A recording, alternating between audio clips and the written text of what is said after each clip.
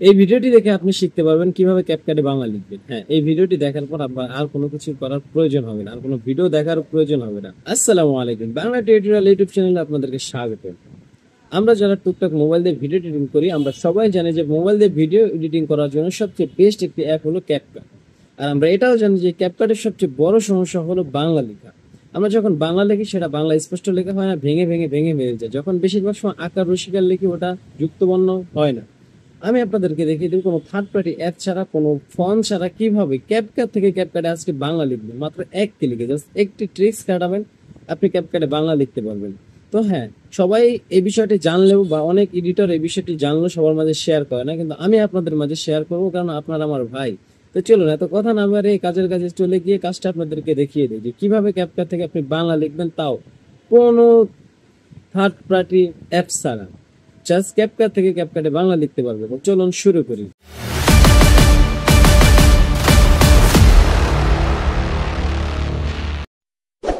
হ্যাঁ, এই জন্য আপনারা সরাসরি ক্যাপকাট অ্যাপটিতে চলে আসবেন। তো ক্যাপকাট অ্যাপটিতে আমি চলে আসলাম। আসার পরে আপনারা যা করবেন, নতুন একটি প্রজেক্ট নেবেন। এই যে উপরেই লেখা আছে কিন্তু নিউ প্রজেক্ট, আপনারা এই নিউ প্রজেক্টে ক্লিক করে নতুন একটি প্রজেক্ট নিতে পারেন। তো আমি আগেই একটি প্রজেক্ট নিয়ে রেখেছি আপনাদেরকে তাড়াতাড়ি দেখার সুবিধাতে। তো আমি এই যে প্রজেক্টে এখানে একটি ক্লিক করে দিব। প্রজেক্টে ক্লিক করার পর আমার প্রজেক্টটি এখানে ওপেন হচ্ছে। এখানে আমার সকল ইন্টারফেস দেখাচ্ছে, সকল ফিচারগুলো দেখাচ্ছে। তো আমি আপনাদের কাছে টেক্সট নিয়ে কথা বলবো যে বাংলা টেক্সট কীভাবে সাপোর্ট করবেন। তো এই জন্য আপনারা এই যে ক্যাপকাটে দেখতে পাচ্ছেন যে টেক্সট, এই টেক্সটে একটি ক্লিক করবেন। টেক্সটে ক্লিক করার পর আবার ক্লিক করবেন এই যে অ্যাড টেক্সট, এই জায়গাটা ক্লিক করবেন। অ্যাড টেক্সটে ক্লিক করার পর এই জায়গায় লিখে দেবেন আপনার বাংলা যা লিখতে চান। তো আমি সাপোজ বুঝিয়ে দিলাম আমার সোনার বাংলা।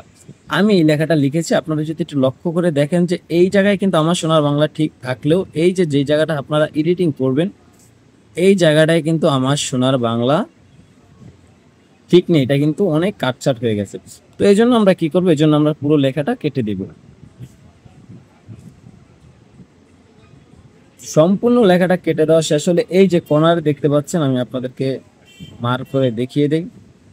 এই যে কোণারে দেখতে পাচ্ছেন ক্রস চিহ্ন, এই ক্রস চিহ্নতে একটা ক্লিক করে ব্যাগে চলে যাবেন। ব্যাগে চলে যাওয়ার পর আপনারা খেয়াল করবেন যে আপনাদের ক্যাপকাটের কোথাও পুরো ইন্টারফেসের মধ্যে কোথাও সেটিংস আইকনটি আছে কিনা। তো আমার এই ক্যাপকাট এই ভার্সনটিতে নেই এই জায়গায়, কিন্তু অনেক ভার্সনে দেখবেন এখানেই থাকে।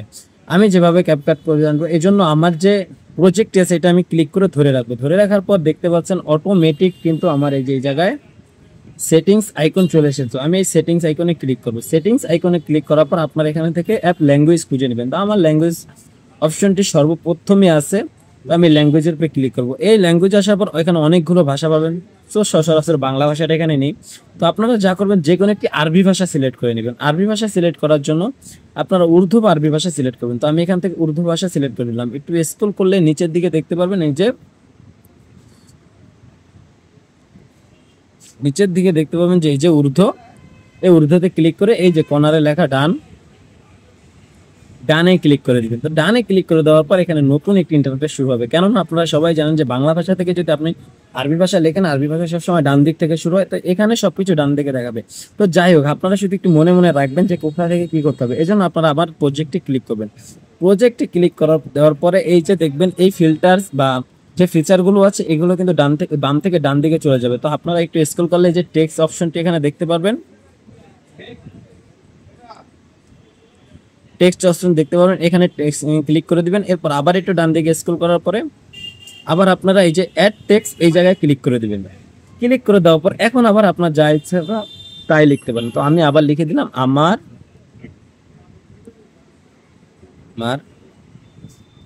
সোনার বাংলা। তো এবার যদি আপনারা খেয়াল করেন তাহলে এই জায়গায় যেরকম লেখা আছে এই জায়গায় কিন্তু ঠিক সেরকমই লেখা আছে, বুঝতে পারছেন? এবার কিন্তু আমার ক্যাপকাটে বাংলাটা সাপোর্ট করতেছে। আপনারা এই ট্রিক্সটা জানার পর আমি জানি নিজে অনেক দোষারোপ করতেছেন যে এত সহজ একটা জিনিস এতদিন আমি জানতাম না, অথচ কত জায়গায় কত ঘোরাঘুরি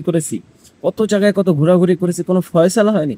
তো হ্যাঁ, এভাবে আপনি ক্যাপকাটে বাংলাই করতে পারেন। তারপর আপনি ইচ্ছা করলে এখান থেকে ফন্ট, এই যে এখানে সকল অপশন আছে, এখান থেকে font, style, effect, animation, bubbles, এই সব কিছু এখান থেকে আপনি আগে যেভাবে ব্যবহার করতেন সেভাবেই ব্যবহার করতে পারবেন। এগুলা কিন্তু ইংলিশে লেখা, এই জন্য আপনি বুঝতে পারবেন।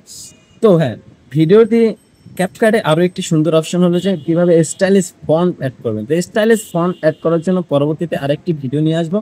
আর সেই ভিডিওটি যদি আপনাদের প্রয়োজন হয় তাহলে আমার ভিডিওতে কমেন্ট করে জানিয়ে দিবেন যে হ্যাঁ তাড়াতাড়ি ভিডিওটা নিয়ে আসেন, তাহলে আমি ভিডিওটা নিয়ে আসবো। আর আশা করি এই ভিডিওটা দেখে অবশ্যই আপনি উপকারিত হয়েছেন। তাহলে যদি উপকার হয়ে থাকে তাহলে অবশ্যই আমার চ্যানেলটি সাবস্ক্রাইব করে দিবেন। তো আল্লাহ হাফেজ, আসসালামু আলাইকুম।